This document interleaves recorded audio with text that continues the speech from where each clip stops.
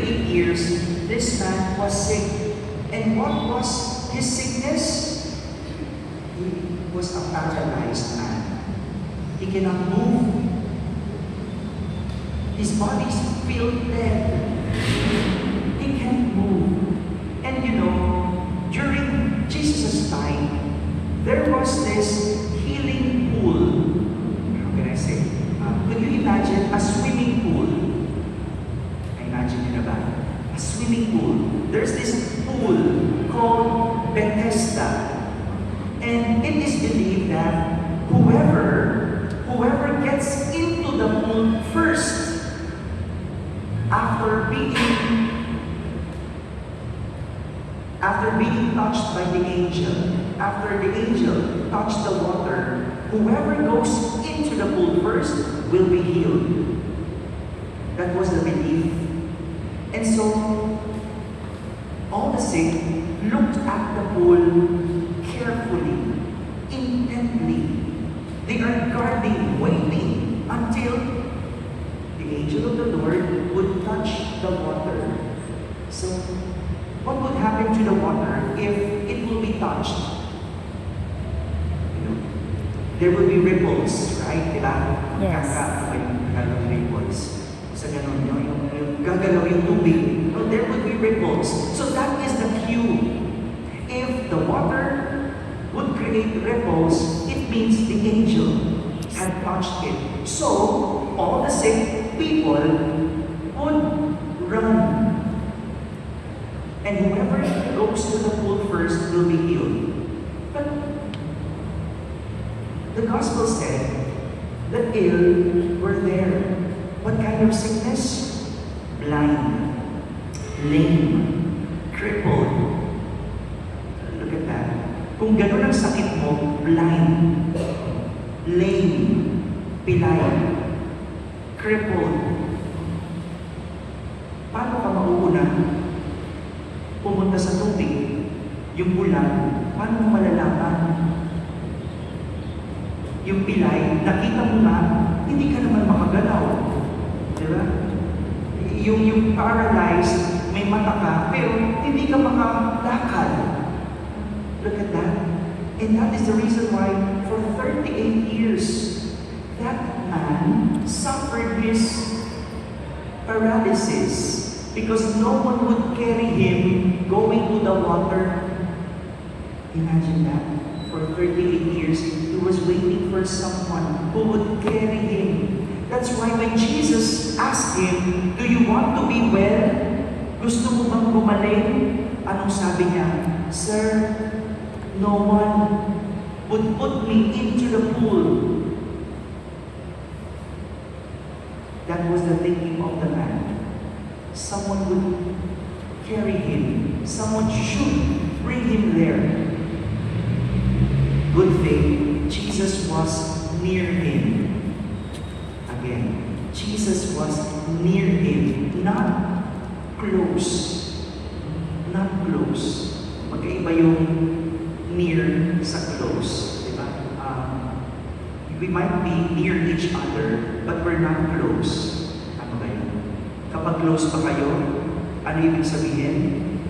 You are friends, right? Kapag close kayo, you know each other very well. Jesus does not know the man, but he felt something in her heart, in his heart. What was that? He felt pity, naawa siya.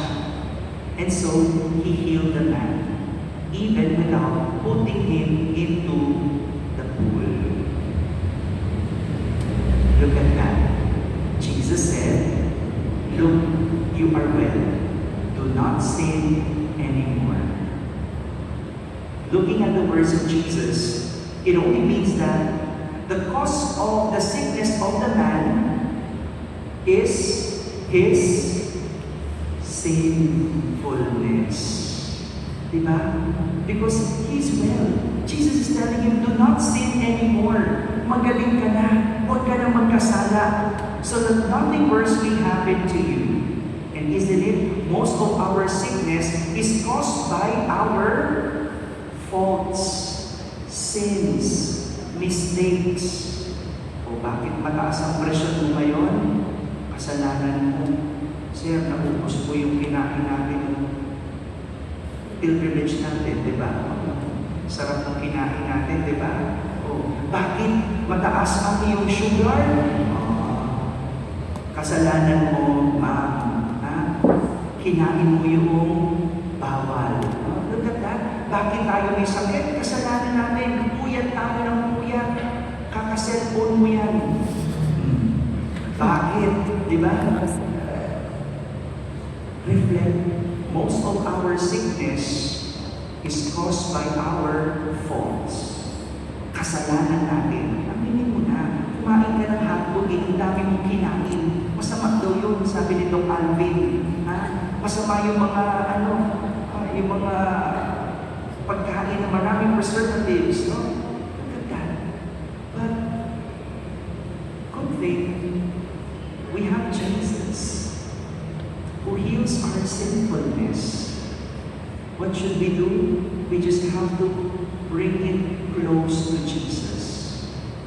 Marami sa atin, ngayon ko lang nakita ng simba, we could say that you're not close to Jesus.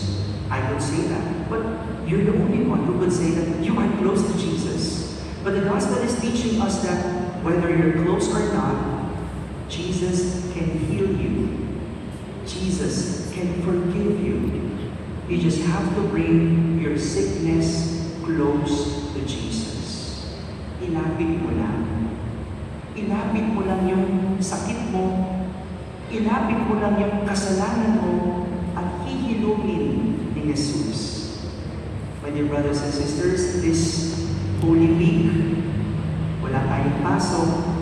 There's no reason for you not to go to church. To the church. Go to Mass. Go to confession. Bring your sinfulness. Bring your faults, your mistakes in Jesus. And surely, He will heal you. Just say sorry, and everything will be okay. This is the message of our gospel today. Whatever faults, whatever sinfulness you bring close to Jesus, He will forgive, and He will heal. Amen? Amen. Amen. Please all stand.